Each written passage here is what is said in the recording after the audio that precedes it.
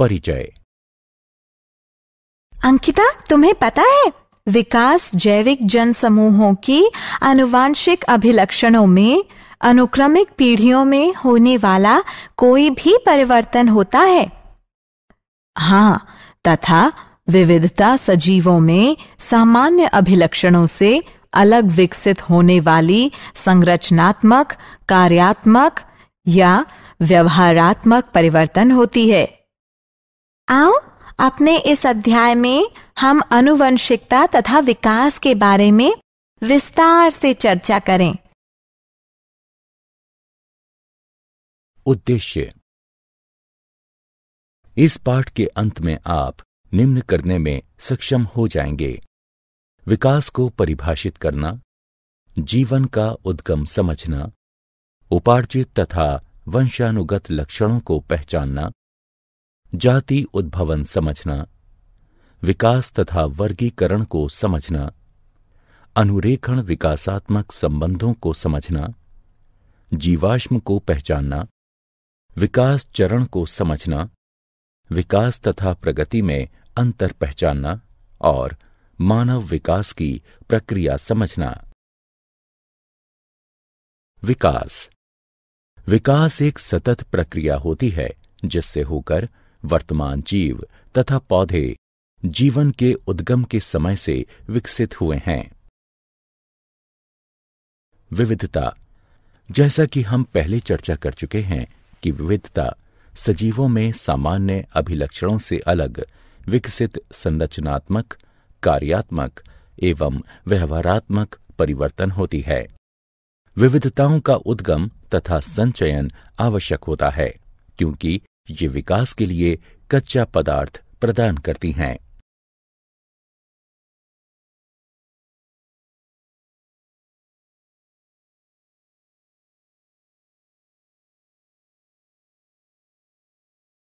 विविधताओं के प्रकार। विविधता आनुवंशिक या गैर आनुवंशिक हो सकती है। आनुवंशिक विविधता विकास में प्रतिभागिता करती है, जबकि गैर आनुवंशिक विविधता विकास में प्रतिभागिता नहीं करती है। कोशिकाओं की प्रवृत्ति के आधार पर जहां ये विविधता उत्पन्न होती है, दो प्रकार की विविधताएं होती हैं: सोमेटोजेनिक विविधता या उपार्जित लक्षण, भ्रूणीय या ब्लेस्टोजेनिक विविधता।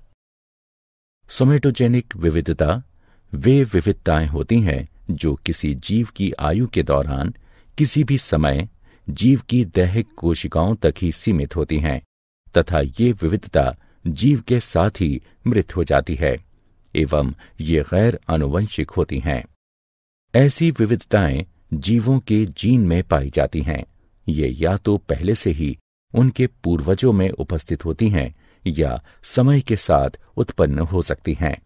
ये विविधताएं आनुवंशिक होती हैं तथा विकास के लिए कच्चे पदार्थ का निर्माण करती हैं।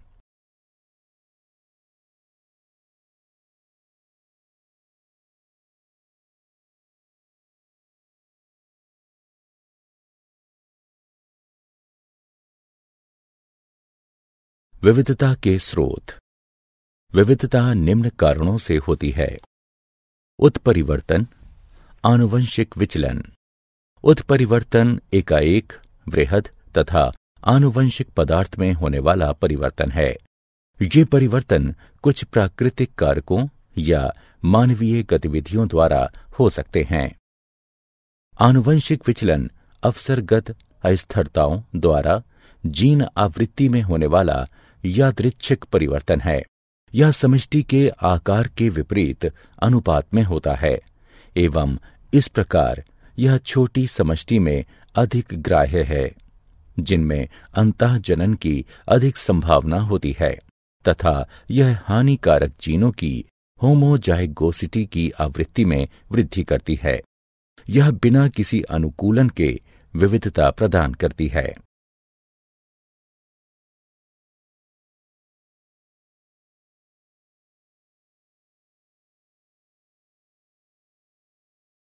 जीवन की उत्पत्ति। जीवन की उत्पत्ति के सिद्धांत को डार्विन के प्राकृतिक चयन के सिद्धांत द्वारा सर्वश्रेष्ठ रूप से समझाया गया है। इस सिद्धांत के 3 मुख्य बिंदु हैं। प्रत्येक जीव में जीवित रहने तथा जनन करने की क्षमता है। जनन के दौरान जीव प्रजातियों के साथ विविध अभिलक्षणों में विविधता प्रदर्शित करते हैं। लाभप्रद अभिलक्षणों के साथ जीवों में अधिक जनन करने की क्षमता होती है। वे अभिलक्षण जो जीवों के जीवित रहने में सहायता करते हैं, वे उनकी संतानों द्वारा आनुवंशिक रूप से अपनाए जाते हैं तथा पीढ़ी दर पीढ़ी ये धीरे धीरे बढ़ती हैं या ये प्राकृतिक रूप से चयनित हो जाती हैं। स्टैनले एल मिलर तथा हैरोल्ड सी उरे ने सन 1953 में अपने अनुरूपण प्रयोग में लघु कारक स्थितियों के अंतर्गत अति साधारण यौगिकों से साधारण यौगिकों के गठन को प्रयोग से सिद्ध किया था।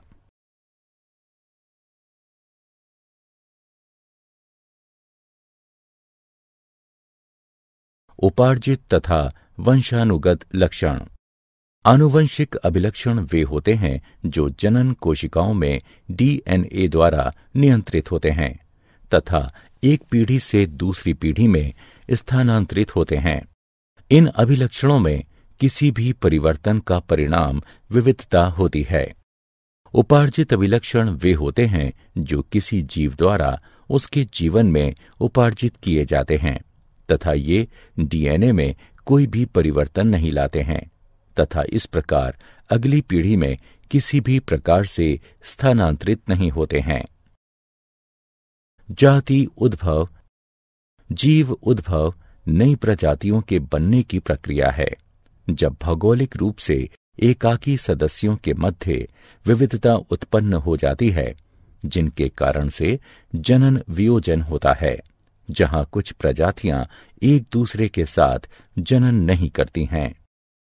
किसी समष्टि के गूढ़ परिवर्तनों के साथ सदस्यों के एक अन्य समष्टि में पलायन से नव समष्टि में नए लक्षणों के विस्तार में सहायता प्राप्त होती है। आनुवंशिक विचलन वह होती है जो प्राकृतिक आपदा के कारण एक जनसंख्या से कुछ जीनों को निष्कासित कर देती है या मृत्यु जीन आवृत्ति में परिवर्तन लाती है। विविधता तब भी संकलित हो सकती हैं जब डीएनए प्रतिछवि तंत्र में अशुद्धियां उत्पन्न हो जाती हैं। गुणसूत्र संख्या में परिवर्तन से भी 2 उपसमूहों में भयंकर अंतर उत्पन्न हो सकते हैं। यौन जनन से भी विविधता उत्पन्न होती है।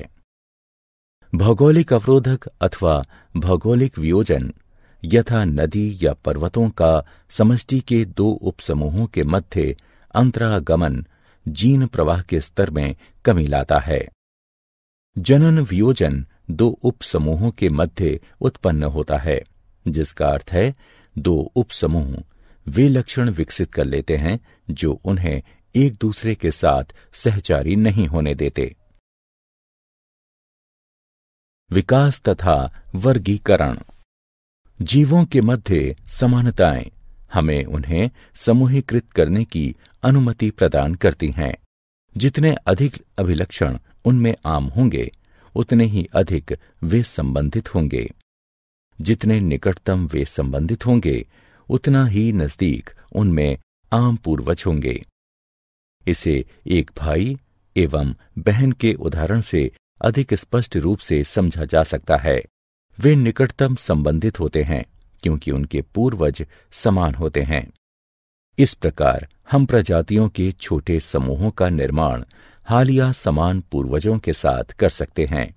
फिर इन समूहों के उपसमूहों में अधिक समान पूर्वज होंगे।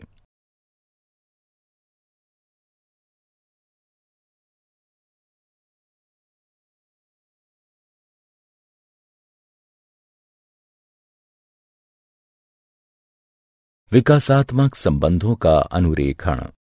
विविध जैविक अध्ययन हमें बतलाते हैं कि अपने उद्भव के बाद से ही जीव अपने नए रूपों में विकसित होने के लिए अपनी संरचनाओं में विविध परिवर्तनों से होकर गुजर रहे हैं। विभिन्न प्रकार के जीवों में कुछ समान प्रकार की विशिष्टताएं विकास के पक्ष में प्रमाण प्रस्तुत करती हैं, क्योंकि उन्हें एक समान पूर्वज से विकसित हुआ माना जा सकता है। कुछ महत्वपूर्ण स्रोत जो जैव विकास के लिए प्रमाण प्रस्तुत करते हैं वे हैं समजात अंग, समरूप अंग। समजात अंग वे अंग होते हैं जिनकी मूल संरचना समान होती है लेकिन कार्य भिन्न होते हैं। उदाहरण, एक मेढक, पक्षी तथा पुरुष का अग्रबाहु ये हड्डी की एक ही मूल संकल्पना पर निर्मित होते हैं, किंतु इनके कार्य भिन्न होते हैं, यथा कूदना, उड़ना तथा पकड़ना।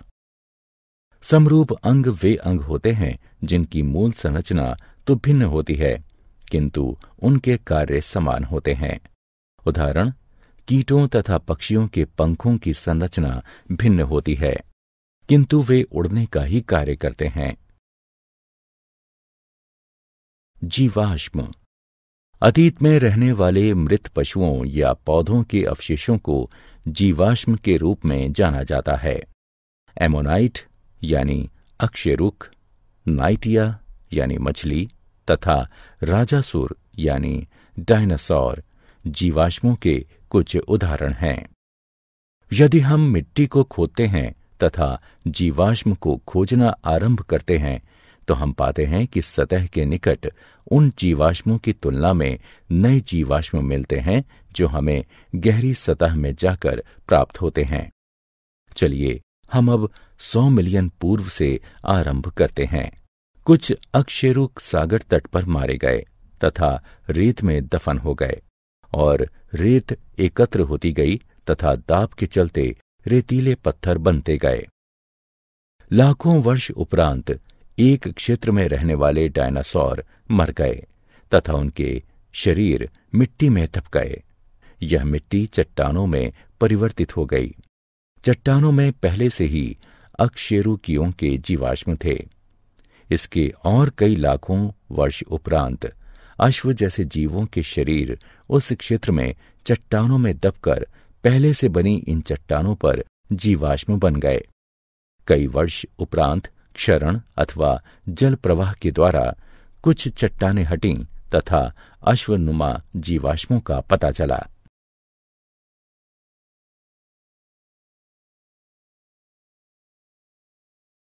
विकास चरण एक परिवर्तन जो आरंभ में किसी गुण के लिए लाभकारी होता है, बाद में भिन्न कार्यों के लिए भी उपयोगी हो जाता है। उदाहरण, पंख आरंभ में ठंडे मौसम में रोधन प्रदान करने के लिए उपयोगी थे, किंतु कालांतर में वे उड़ान भरने के लिए उपयोगी हो गए। कुछ डायनासोर में पंख पाए जाते थे, हालांकि उन्होंने उड़ने के लिए कभी भी पंखों का प्रयोग नहीं किया। विकास तथा प्रगति में अंतर। विकास में पुरानी प्रजातियां नई प्रजातियों के निर्माण के दौरान विलुप्त नहीं होती हैं तथा अधिकतर पुरानी तथा सामान्य प्रजातियां अभी भी जीवित हैं। विकसित प्रजातियां कभी भी पैतृक प्रजातियों से भिन्न नहीं होती हैं। विकास प्राकृतिक तथा आनुवंशिक विचलन पर आधारित होता है जो एक साथ मिलकर एक ऐसी समष्टि का निर्माण करते हैं जो अपनी पैतृक प्रजाति से वियुक्त होती है। मानव विकास। जैसा कि हम पूर्व में चर्चा कर चुके हैं कि मानव तथा बंदर बहुत ही निकटतम संबंधी प्रजातियां हैं। बहुत समय पूर्व इनके पूर्वज समान हुआ करते थे। यहां तक कि मानवों में भी पूरे विश्व में प्रारूपों में तथा विशिष्टताओं में अत्यधिक विविधता पाई जाती है। काफी समय तक हम इन मानव प्रारूपों को मानव जातियों के रूप में मानते रहे। टाइम डेटिंग के आधार पर जीवाश्मों के अध्ययन तथा डीएनए अनुक्रम को संलग्न कर आणविक जाति वृत्त के आधार पर अब यह स्पष्ट हो गया है कि सभी मानव जाति एक ही होमो सेपियंस से संबंधित हैं। होमो सेपियंस के आरंभ के सदस्य अफ्रीका से आए प्रतीत होते हैं। हमारे कुछ पूर्वज अफ्रीका में ही बने रहे तथा कुछ पूरे द्वीप में फैल गए। कुछ ने अफ्रीका छोड़ दिया तथा समय के साथ पूरे ग्रह पर फैल गए। अन्य प्रजातियों के समान पूर्वजों के इन समूहों ने भी अपना जीवन अभिभावी परिवेश में व्यतीत किया तथा विभिन्न भौगोलिक क्षेत्र में विशेष विशिष्टताओं के साथ विभिन्न रंग के होने के लिए आनुवंशिक विविधता विकसित कर ली। क्या आप जानते हैं, टी डॉब्जेंस्की ने आनुवंशिक तथा प्रजातियों का उद्गम नामक पुस्तक लिखी है। कोकरवेट जटिल जैव यौगिकों के संग्रह होते हैं तथा खंडकरण एवं विखंडन द्वारा प्रगति तथा विभाजन में सक्षम होते हैं। आरंभिक कोशिकाएं प्रवृत्ति में अवायवीय, प्रोकैरियोटिक तथा कीमो पर पोषित थीं। ए.आई. ओप्रिन ने जीवन की उत्पत्ति पुस्तक 1936 में लिखी। हर्बर्ट स्पेंसर ने विकास शब्द दिया। चार्ल्स डार्विन ने जैविक विकास के सिद्धांत का प्रस्ताव दिया, जो संशोधन के साथ वंशानुक्रम प्रतिपादित करता है।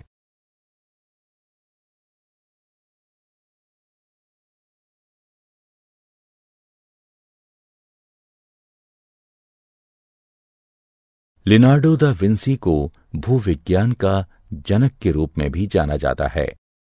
W.F. लिबी ने कार्बन 14 डेटिंग तकनीक का प्रस्ताव दिया, जिसे पूर्ण डेटिंग तकनीक भी कहा जाता है।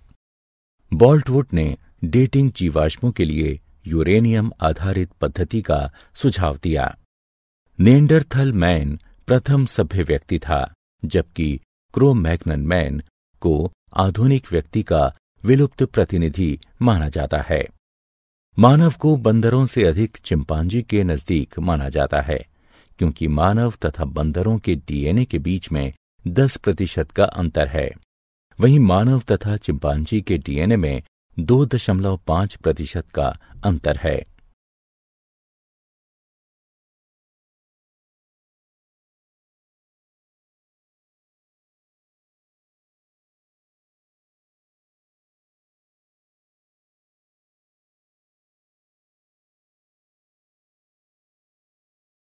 सारांश। आइए हमने जो कुछ सीखा है उसे संक्षेप में दोहराएं। विविधताओं के मुख्य स्रोत हैं उत्परिवर्तन, जीनों का पुनर्संयोजन, आनुवंशिक विचलन आदि। उत्परिवर्तन आनुवंशिक पदार्थ में एकाएक वृहद तथा आनुवंशिक परिवर्तन होते हैं। उत्परिवर्तन एक विकासात्मक कारक के रूप में कार्य करता है तथा समष्टि में विविधताओं का निर्माण करता है एवं उसे बनाए रखता है। प्राकृतिक चयन विभिन्न जनन के माध्यम से संचालित होता है, जिसकी वजह से कुछ लाभकारी आनुवंशिक विविधताएं समष्टि के अधिक से अधिक सदस्यों के बीच फैल जाती हैं। यह उनकी जीन आवृत्ति में वृद्धि करती हैं। आनुवंशिक विचलन पैतृक आवृत्ति में यादृच्छिक परिवर्तन होता है, जो अचानक उतार चढ़ाव से उत्पन्न होता है। आनुवंशिक विचलन कुछ विशिष्टताओं की आवृत्ति में वृद्धि करता है, जिनमें कुछ उत्तरजीविता लाभदायक होते हैं।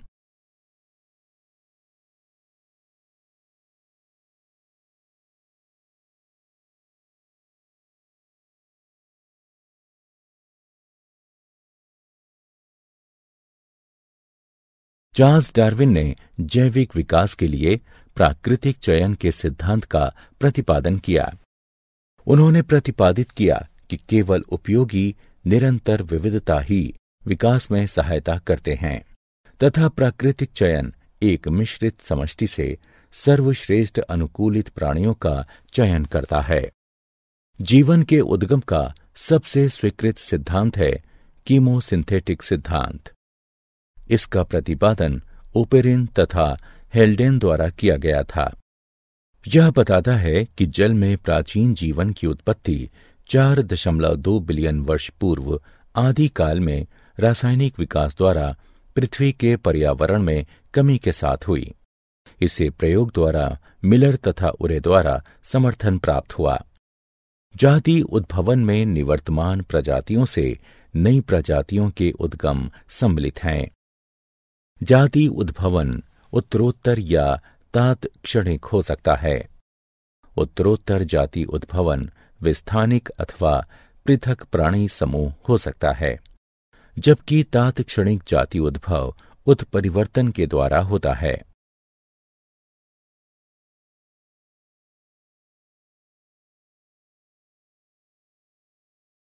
विकासात्मक संबंध जीवों के वर्गीकरण द्वारा अनुरेखित किए जा सकते हैं। समजात अंग वे अंग होते हैं जिनकी मूल संरचना समान होती है लेकिन कार्य भिन्न होते हैं, जबकि समरूप अंग वे अंग होते हैं जिनकी मूल संरचना तो भिन्न होती है किंतु उनके कार्य समान होते हैं। जीवाश्म वे अवशेष अथवा विलुप्त जीवों के कड़े अंगों की छवियां होती हैं जो तलछटी चट्टानों में संरक्षित की जाती हैं। ये विकास के लिखित दस्तावेज हैं। विकासात्मक संबंध कुछ अंतःकालीन चरणों द्वारा निर्धारित किए जाते हैं। उदाहरण, पंख वाले डायनासोर यह विचार प्रदान करते हैं कि पक्षी भी विशालकाय सरीसृप हुआ करते थे। एक समान पूर्वज कई असमान परिलक्षित संरचनाओं का विकास कर सकता है। उदाहरण, पत्ता गोभी, फूल गोभी, कोहला अरबी, काले, ब्रोकली आदि जंगली पत्ता गोभी के पौधे से। विकासात्मक संबंधों का निर्धारण आणविक वंशागति के आधार पर भी हो सकता है, विशेष तौर पर रक्त प्रोटीन तथा परिवर्तित डीएनए मात्रा। मानव विकास अफ्रीका से होना आरंभ हुआ तथा इसमें असंख्य मानव प्रकार सम्मिलित हैं, जैसे अफ्रीकी बंदर मानव, जावा बंदर मानव, पैकिंग मानव, क्रो मैग्नन मानव तथा आधुनिक मानव।